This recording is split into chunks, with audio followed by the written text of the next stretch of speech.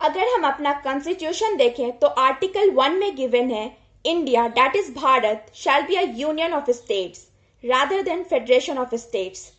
यहाँ पर फेडरेशन और यूनियन दोनों का मतलब संघ ही होता है, तो फिर हमारे कॉन्स्टिट्यूशन में फेडरेशन और यूनियन का मतलब अलग क्यों है? इंडिया यूनियन ऑफ स्टेट क्यों है और फेडरेशन ऑफ स्टेट क्यों नहीं है? Hey everybody, welcome back to my channel. Today we will talk about difference between Federation of States and Union of States. जब पूरी पावर सेंटर के पास लाई करती है तो वो फेडरल कंट्री कहलाता है, but India completely federal country नहीं है। अगर हम फेडरेशन ऑफ स्टेट का एग्जाम्पल देखें तो वो है यूएसए और यूनियन ऑफ स्टेट का एग्जाम्पल है इंडिया। यूएसए और इंडिया दोनों ही कॉलोनी रहा है ब्रिटेन का। यूएसए को 4 जुलाई 1776 में इंडिपेंडेंस मिला।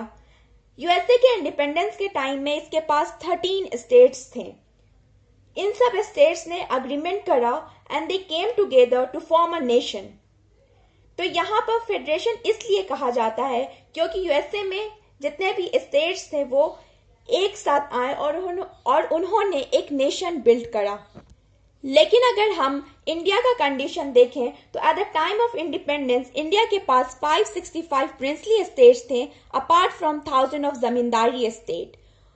और सेंटर स्टेट के पास गई और उनसे रिक्वेस्ट करा कि वो आके इंडिया के साथ इंटीग्रेट करे।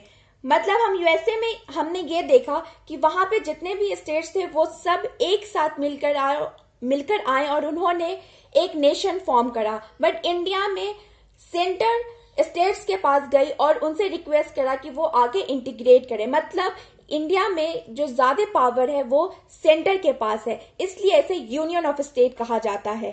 फेडरेशन ऑफ स्टेट के पास कुछ ऐसे राइट हैं जो यूनियन ऑफ स्टेट के पास नहीं है। Union of states not allowed to withdraw the state. मतलब अगर कोई स्टेट एक बार इस नेशन का पार्ट बन गया तो वो हमेशा उसी नेशन का पार्ट बनकर रहेगा। वो उसे परमिशन नहीं है कि वो जब चाहे वो विड्रॉ करे। यूनियन ऑफ स्टेट इसकी परमिशन नहीं देता है। But federation of states, all states are free to remain or not with federation. मतलब कि फेडरेशन ऑफ स्टेट ये फ्री करता है स्टेट्स को कि वो अगर चाहे तो वो फेडरेशन के साथ रह सकते हैं और अगर वो नहीं चाहे तो वो फेडरेशन से अलग भी हो सकते हैं। उसके बाद states have limited autonomy only for make rule and law not constitution.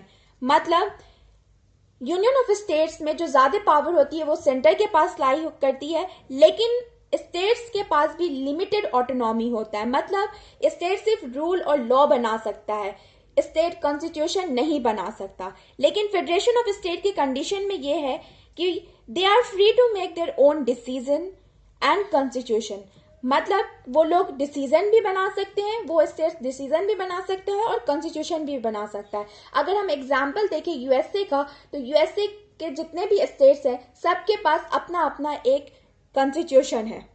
तो बेसिक डिफरेंस इन दोनों में यही है कि अगर यूनियन ऑफ स्टेट में कोई स्टेट अगर एक पार्ट बन गया उस नेशन का तो वो अब उसी नेशन का पार्ट बनकर रहेगा, वो उससे विड्रॉ नहीं कर सकता है।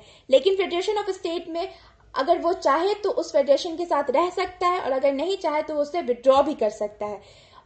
सेकेंड, फेडरेशन ऑफ स्टेट ये परमिशन देता है कि स्टेट भी कॉन्स्टिट्यूशन बना सकते हैं, लेकिन यूनियन ऑफ स्टेट ये परमिशन नहीं देता है, कॉन्स्टिट्यूशन बनाने का परमिशन नहीं देता है। तो दोनों में बेसिक डिफरेंस यही था। आई होप कि आप लोगों को समझ में आ गया होगा।